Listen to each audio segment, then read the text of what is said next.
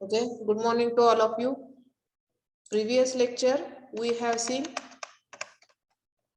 cupola operations. So in that cupola operations we have seen the preparation. First step preparation, second step lightening the fire in cook bed,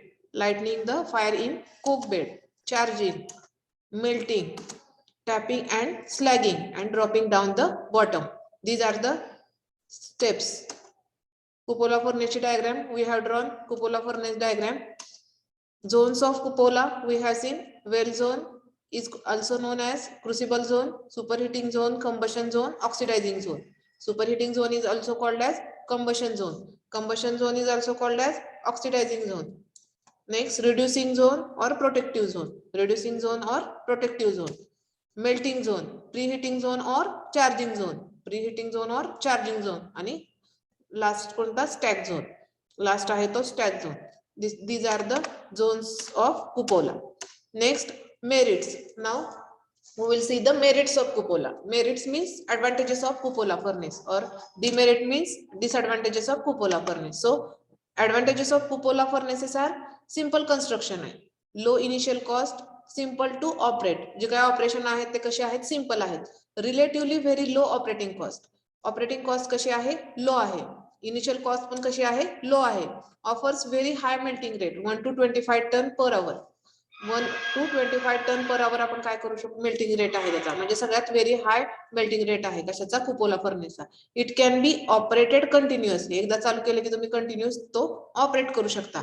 and electric power is not required. का नाही electric power required, कारण की आपण बाकीचं material वापरतोय, कोक वापरतोय, fuel म्हणून limestone वापरतोय, फ्लक्स वापरतोय. So electric power is not required. These are the advantages of cupola furnace. What are the advantages? Simple construction, low initial cost, simple to operate, relatively very low operating cost, offers very high melting rate 1 to 35 ton per hour. It can be operated continuously and electric power is not required. These are the advantages of cupola furnace. Next, demerits of cupola furnace. That is nothing but advantages, disadvantages. Close temperature control is not possible. Carbon and sulfur pickup takes place during melting. म्हणजे जे काय composition आहे caste आयर्नचं आणि त्यात carbon आणि sulphur जो आहे तो काय होतोय, it is a pickup takes place during the melting. Loss of iron, silicon, magnesium takes place during the melting. आपण रिएक्शन बघितल्या आयर्नची, सिलिकॉनची आणि मॅग्नेशियमची ऑक्सिडेशन प्रोसेस मध्ये. Due to the oxidation, loss of iron, silicon and magnesium, magnesium नाही, manganese takes place during the melting. Melting ज्यावेळी करतोय त्यावेळी आयर्न थोडं बाजूला पडते, लॉस होतोय त्याचा, सिलिकॉन होतोय, मॅग्नेज होतोय due to oxidation process. Precise control of composition is difficult. एकदम म्हणजे प्रिसाइजली आपण काय करू शकत नाही कॉम्पोजिशनचा कंट्रोल जो आहे. कॉम्पोजिशन म्हणजे काय, सिलिकॉन सल्फेट असेल, SiO2, जे काय कॉम्पोजिशन आहे त्याचं प्रिसाइज कंट्रोल आपण करू शकत नाही, तो करू शकतो पण डिफिकल्ट आहे. आणि नेक्स्ट आहे काय आहे disadvantage, environmental pollution takes place. ह्याच्यामुळं एन्व्हायरमेंटल पोल्युशन होतं कुपोलामध्ये. तर these are the demerits of cupola furnace, advantages and disadvantages. Already diagram and zones of cupola. Zones of cupola लिहिले का होत्या दिवशी? Zones of cupola, I think so. First, reducing up to reducing zone, already you have written in notebook. बरोबर आहे का? Zone, reducing zone आणि protective zone. त्याच्या पुढे नसलेल्या मेल्टिंग झोन, प्रीहीटिंग झोन और चार्जिंग झोन आणि स्टॅक झोन, हे 3 राहिले होते लिहायचे. फक्त जस्ट नाव लिहा, नाव आणि temperature. melting zone, preheating zone or charging zone, stack zone. melting zone मध्ये temperature up to 1600 degree centigrade. Preheating zone मध्ये temperature preheat to about 1100 degree centigrade पर्यंत. स्टॅक झोन पासून तर काय ऍटमॉस्फिअरला जातं डायरेक्ट, जे काय तुमचं हे होते स्मोक वगैरे. Stack zone, melting zone, preheating zone. It is also called as a charging zone.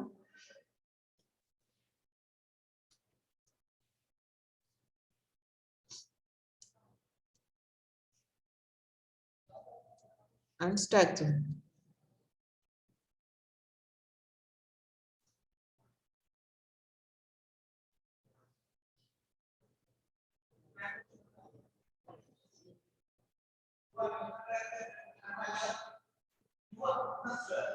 Over.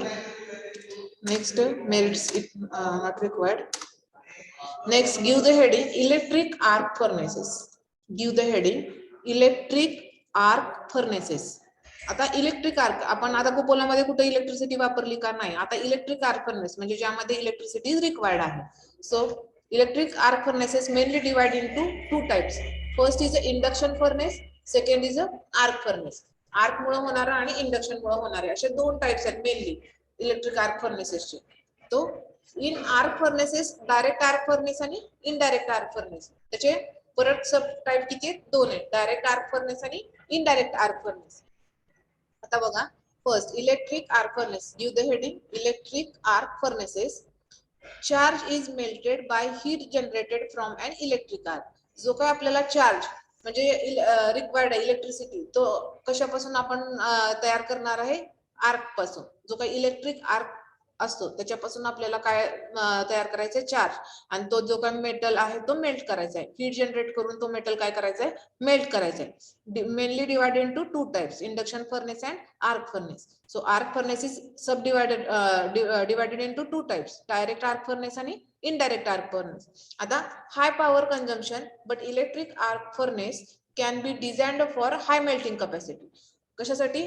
Melting capacity कशी आहे? हाय आहे. कशाची? इलेक्ट्रिक आर्क फर्नेसेसची. and used primarily for melting steel. ज्यावेळी मला स्टील काय करायचंय? मेल्ट करायचंय, त्यावेळी तुम्ही काय करू शकता? इलेक्ट्रिक आर्क फर्नेस यूज करू शकता. used primarily for melting steel.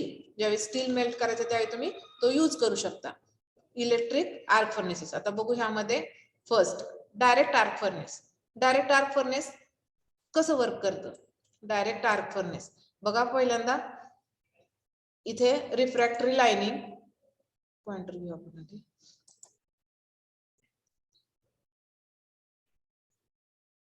This is a refractory lining. हे आहे ते रिफ्रॅक्टरी लाइनिंग आहे. नेक्स्ट स्लॅग स्पॉट, जिथे तुमचं इम्प्युरिटीज बाहेर काढायचा आहे तो slag spot. Molten steel. Molten steel म्हणजे काय? जे काय स्टील जे मेल्ट झाले त्याला काय म्हणले? Molten steel. हे दिसतंय ब्राऊन कलर मध्ये. Next tilting mechanism. एक मेकॅनिझम तयार केलंय त्यांनी की हा मला मोल्टन मेटल काय करायचंय? बाहेर काढायचंय. त्यासाठी हे टिल्टिंग मेकॅनिझम आहे. हे टिल्ट होतंय असं इकडं, सॉरी हे इकडं टिल्ट होतंय असं, म्हणजे जे काय तुम्हाला पाहिजे तो मेटल मेल्ट झालेला तो इकडे तुम्ही काढू शकता. नेक्स्ट आहे टॅपिंग स्पॉट. इथून टॅपिंग म्हणजे काय? जिथून मोल्टन मेटल तुम्ही बाहेर काढणार आहे ते tapping spot. Tilting direction for pouring the heat. जे काय तुमचं मेटल आहे मेल्ट झालेलं ते इथं तुमचं हे होणार आहे. आता बघा नेक्स्ट वरचं कन्स्ट्रक्शन. रूफ. हा आहे तो रिमुव्हेबल आहे, हलतोय हा. हा काय मुव्हेबल आहे? इलेक्ट्रोड्स. हे इलेक्ट्रोड्स आहेत आणि ह्याचा काय होतोय? इलेक्ट्रिक आर्क तयार होतोय ह्याचा. ज्यावेळी तुम्ही हे करताय ना, हे आर्क तयार, इथं असा आर्क दाखवायचा. ह्यात फक्त आर्क नाही दाखवलेला, असा आर्क दाखवायचा इथे इलेक्ट्रिक आर्क. आणि ह्या आर्क मुळे काय होतंय? इथं जे काय तुमचं रॉ मटेरियल वगैरे ठेवलेलं आहे, काही ठेवलेलं असू द्या तुमचं इथे मटेरियल, ते काय होतंय? हीट जनरेट होऊन ते मेल्ट होते आणि मग मेल्ट झाल्यावर तुम्ही इथून हे काढून घ्यायचं. मोल्टन स्टील हे टिल्ट होते असं इकडं. हे असं आहे ते असं टिल्ट होतं इकडे. तर this is the direct arc furnace. Direct arc furnace का म्हटलंय? डायरेक्ट आर्कचा कॉन्टॅक्ट कशाशी येतोय? मेटलशी येतोय. Direct arc furnace. So this is related to direct arc furnace. The chamber of furnace is lined with refractory material. The arc is struck between the electrode and charge. Arc कुठे तयार होतोय? Electrode आणि चार्जच्या मध्ये arc तयार होतोय. 3 electrodes made up of carbon. ते electrode कशाचे आहेत? कार्बन किंवा ग्राफाइटचे आहेत. Are projected from the top of furnace and 3-phase supply is given. कसला सप्लाय दिला जातो? 3-phase supply is given. Next, the current passes through them via the charge. Since the arc is direct contact with the charge, so it is possible to produce highest temperature by this method. काय झालं? इथून इकडे तुमचं जे काय supply असणार आहे, कुठे? इथे तुमचा इलेक्ट्रिक सप्लाय असणार आहे. इलेक्ट्रिक इथून करंट जर पास केला तर ह्याच्यामध्ये जोपर्यंत आर्क काय होतोय, आर्क प्रोड्यूस होऊन हीट जनरेट होत नाही तोपर्यंत तुम्ही काय करणार आहे, इथं आर्क प्रोड्यूस करायचं काम करणार आहे आणि जो काय मेटल आहे तो काय होणार आहे, मेल्ट होणार आहे. तर बघा कसं होतंय ते मेल्ट.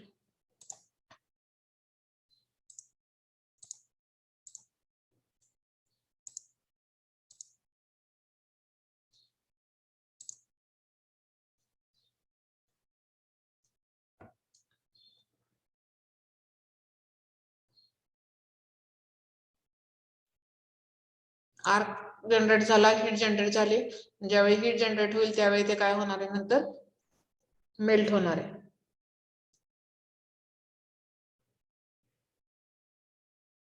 ग्राफाइट किंवा कार्बनचे असतात हे रॉड.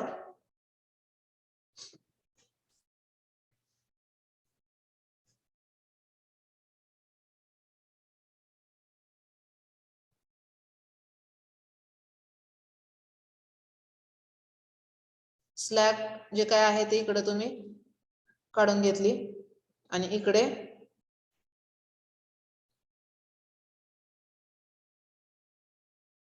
मोल्टन मेटल यामध्ये ओतलं तुम्ही. इकडे काय आलं, मोल्टन मेटल. एकदा बघा.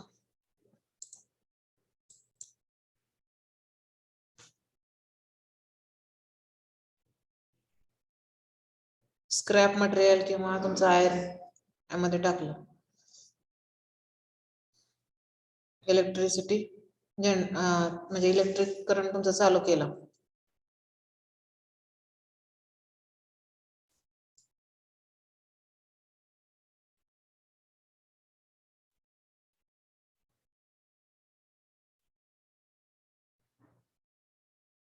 मोल्टन मेटल तयार झालं.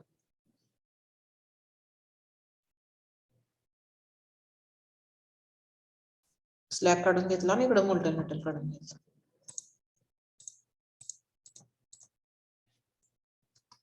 This is about the direct arc furnace. Direct arc furnace. कळालं सगळ्यांना डायरेक्ट आर्क फर्नेस कसं वर्क होतं?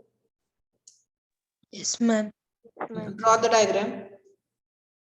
Draw the diagram.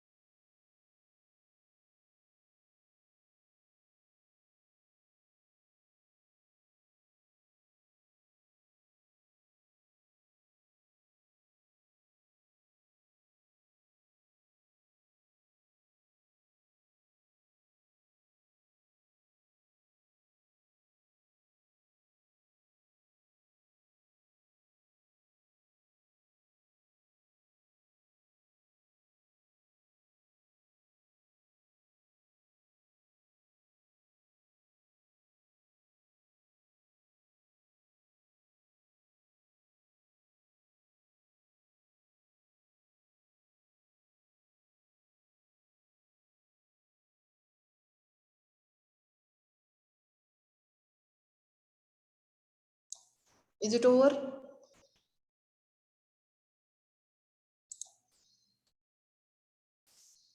Is it over?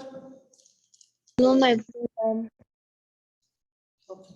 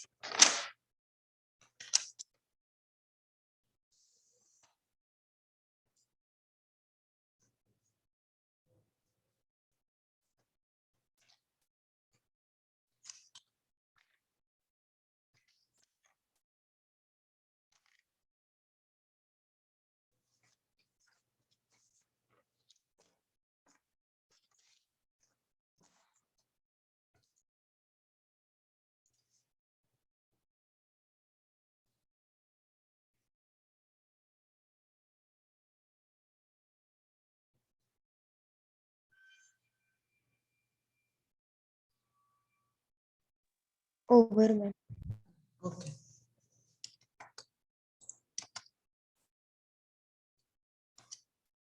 So what are the advantages of direct arc furnace? Analysis of melt can be kept in accurate limit.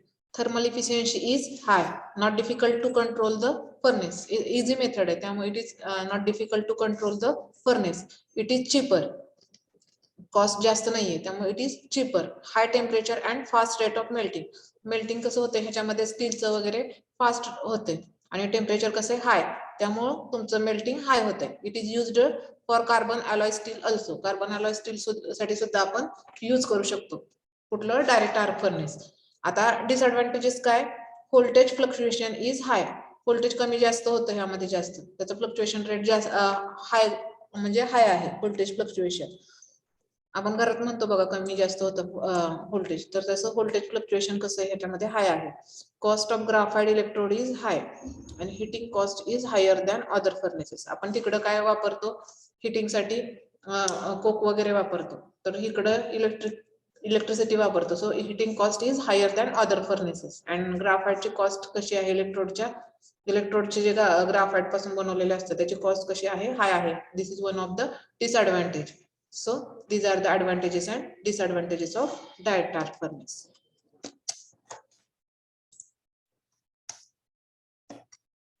आता indirect arc furnace. So indirect arc furnace मध्ये काय तर तुमचा charging door मधून तुम्ही काय करताय charge आतमध्ये टाकताय. जे काही मटेरियल आहे ते आतमध्ये टाकताय. पण कसं होतंय ह्याच्यामध्ये इलेक्ट्रोड जे आहेत त्याच्यापासून हीट तयार होते. पण आर्क डायरेक्ट कॉन्टॅक्ट होत नाही मग तुमच्या चार्जशी. इथं हीट तयार होऊन मग तुमचं काय होतंय मोल्टन मेटल मेल्ट होतंय.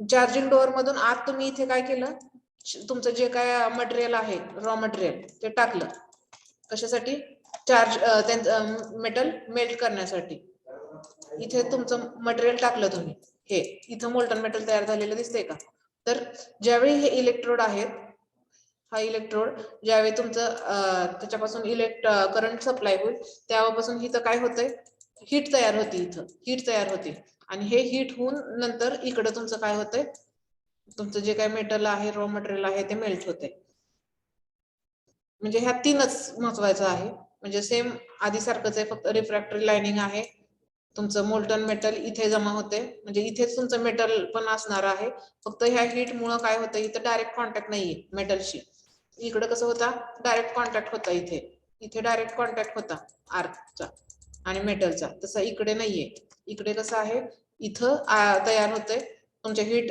जनरेट होती या पोर्शन मध्ये आणि तुमचं मेटल इथे आहे जे हीट होऊन ते मोल्टन मेटल इथे तयार होतं so this is indirect arc furnace फक्त नाव काय दिलं इनडायरेक्ट तर डायरेक्ट कॉन्टॅक्ट नाहीये तुमचा हीटचा इथे त्यामुळं त्याला आपण इनडायरेक्ट आर्क फर्नेस म्हणतो same charging door electrode molten metal आणि हे रॉकिंग युनिट म्हणजे हे जे काय माउंट करायचे त्यासाठी टेबल किंवा जे काय मेकॅनिझम वापरतात ते रॉकिंग युनिट आहे so this is indirect arc furnace हे नाहीये सिलेबस मध्ये ऍक्च्युअली इनडायरेक्ट पण तरी माहितीसाठी राहू द्या next what are the advantages analysis of melt can be kept accurate limit thermal efficiency is high not difficult to control the furnace it is also cheaper and disadvantages heating cost is higher than other furnace heating cost कसे हाय आहे other furnaces पेक्षा आणि अजून एक disadvantages सांगू शकता की जो काही टाइम आहे तो ह्याच्यामध्ये कसं जास्त जातो डायरेक्ट पेक्षा ह्याच्यामध्ये कसा होतो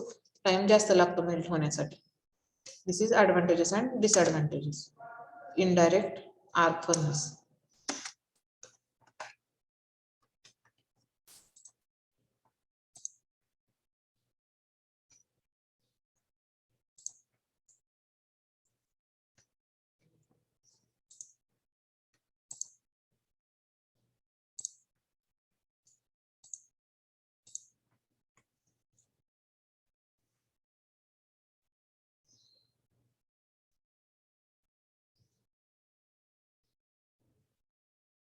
एका जागी काय होतंय बघा फक्त एकाच जागी इथं आग तयार होत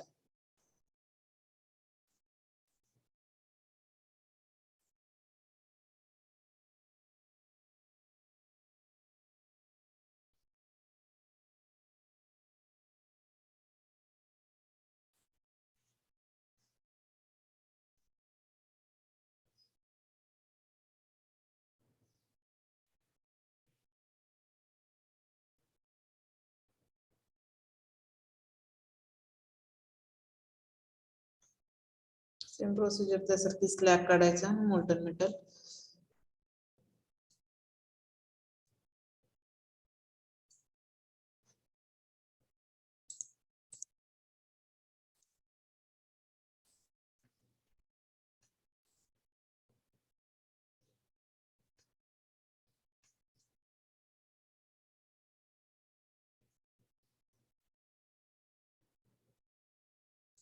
कळलं इनडायरेक्ट आर्क फर्नेस डायरेक्ट झालं इनडायरेक्ट झालं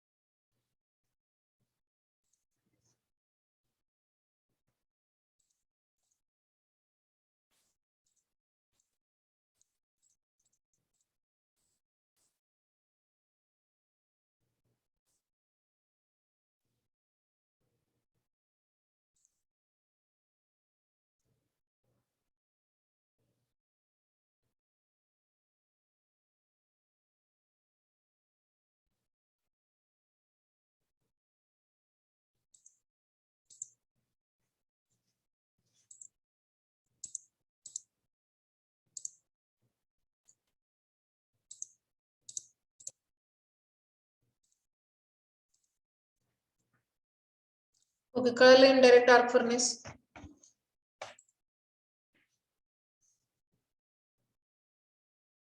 hello Yes, ma'am. Induction furnace of coreless type. आता हे बघितलं आपण इलेक्ट्रिक आर्क फर्नेसेसचे 2 टाइप्स आहेत म्हटलं, इंडक्शन फर्नेस आणि आर्क फर्नेस. आपण आर्क फर्नेसेस बघितले, डायरेक्ट आणि इनडायरेक्ट. आता induction furnace.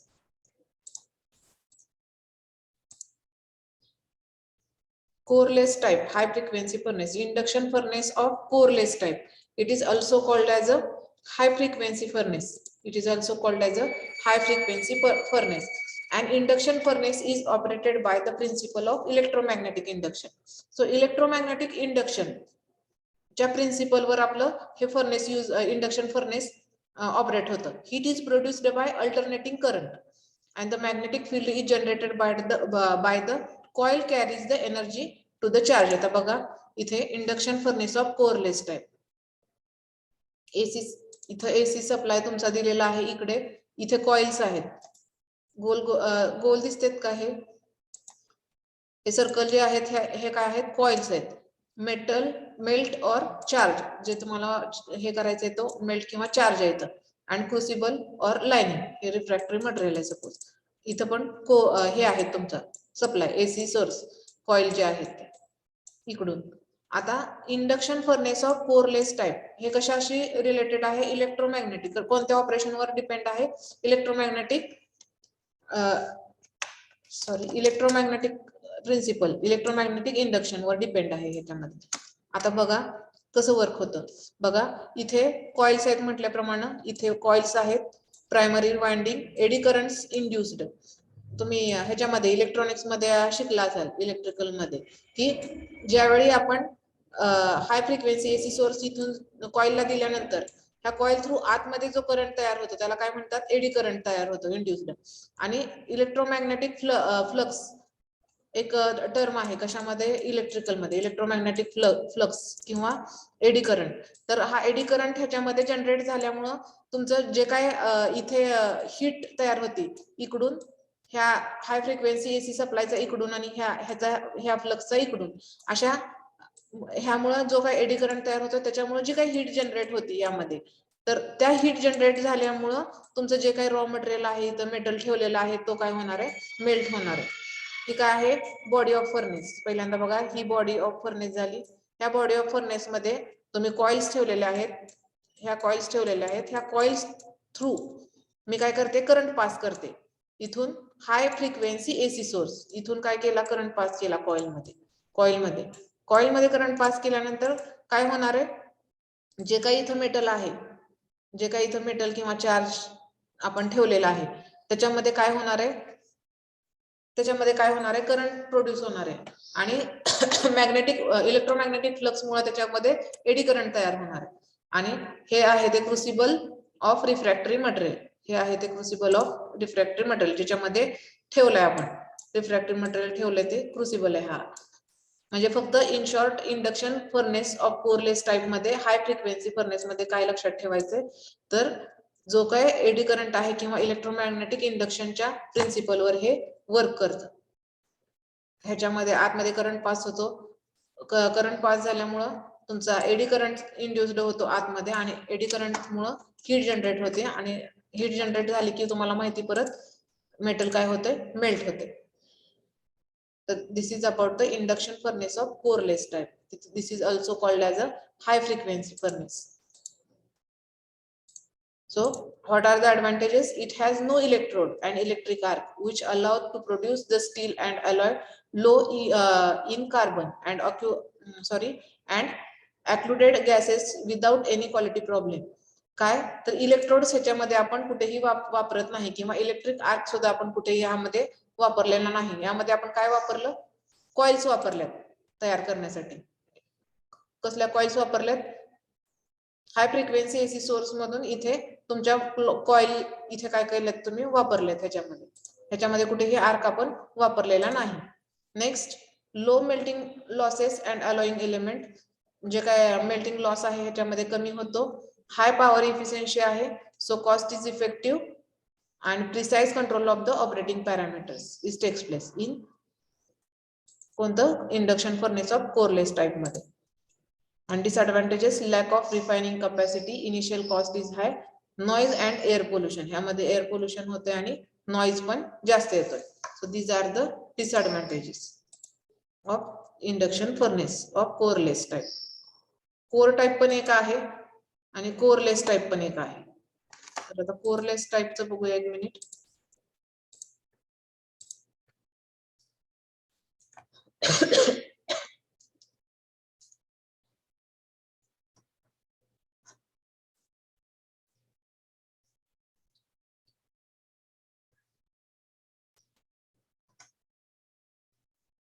Copper coils AC source AC power दिली जाते त्याला.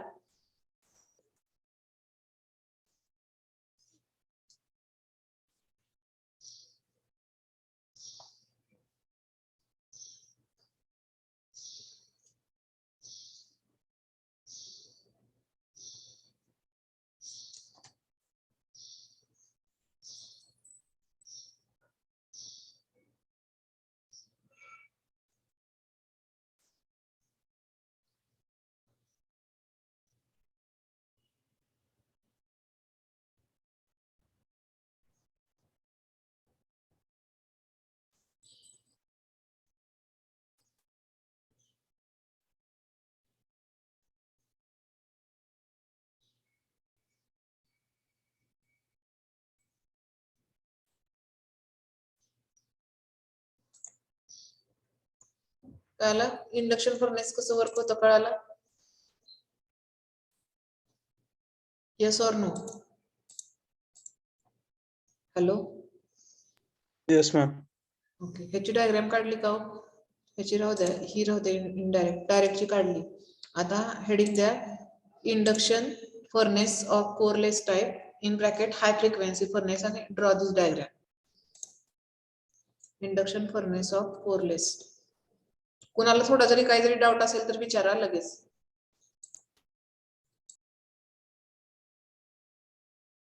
Draw the diagram.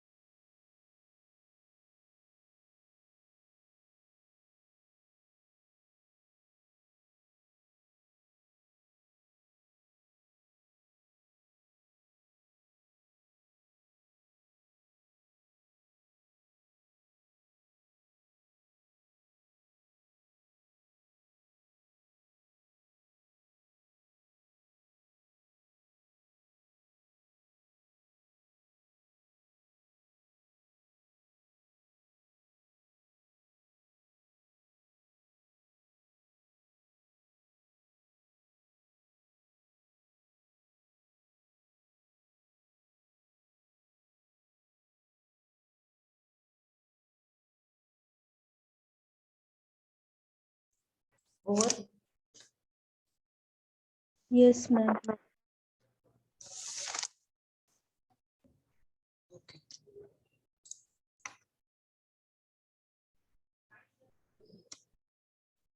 Next, give the title Crucible Furnace. Crucible Furnace.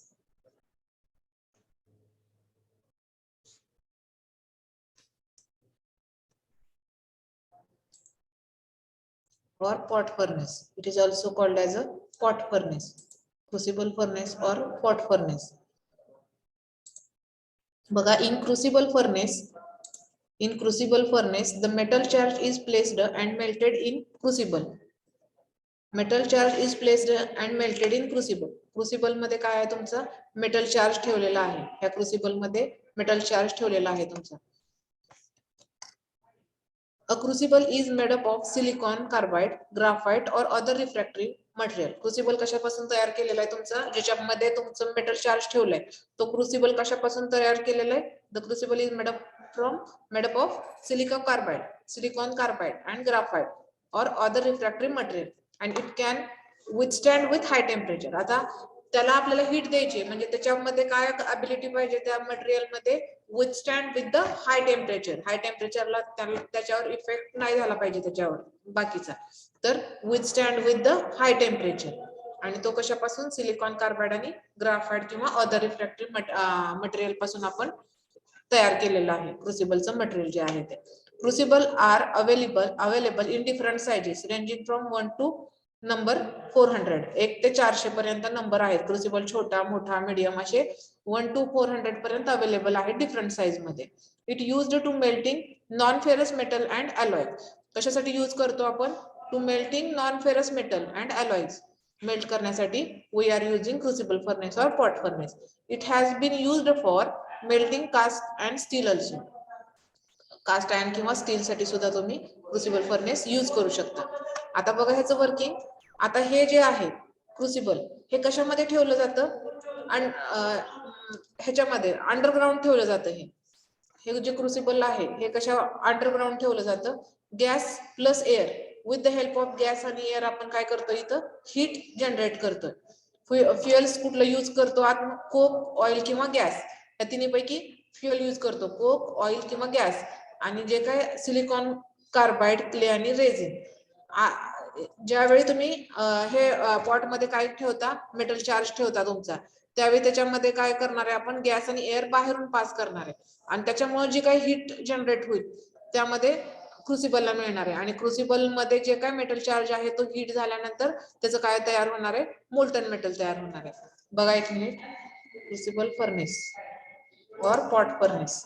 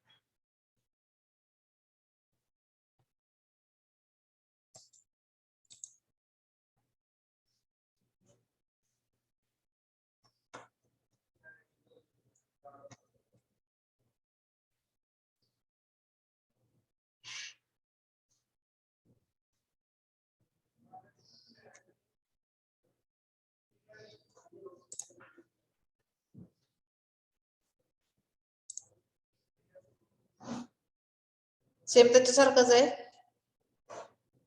Crucible आहे का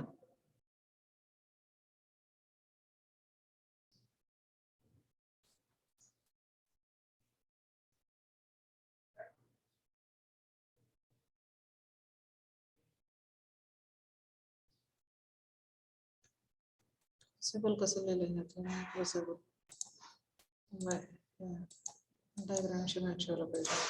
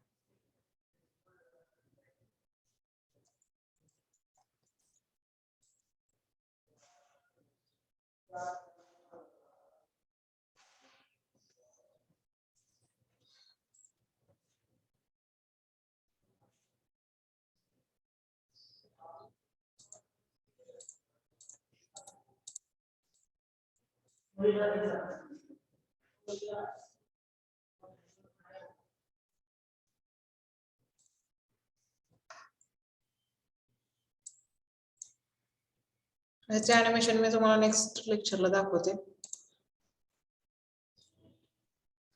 This is a crucible furnace or pot furnace. Low initial cost advantages. What are the advantages? Low initial cost, easy to operate, and low cost of fuel. And what is the disadvantages? Close temperature control is difficult to maintain.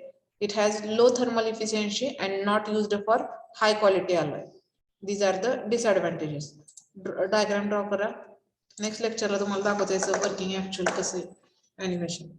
Crucible furnace or pot furnace. Give the heading and draw the diagram. Just draw the diagram.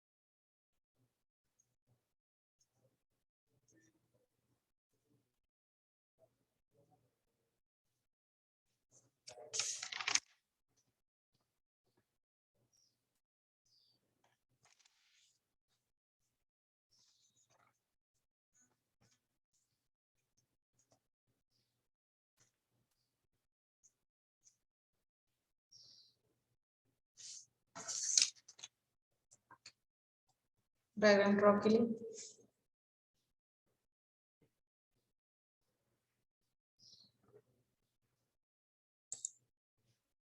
Okay, thank you.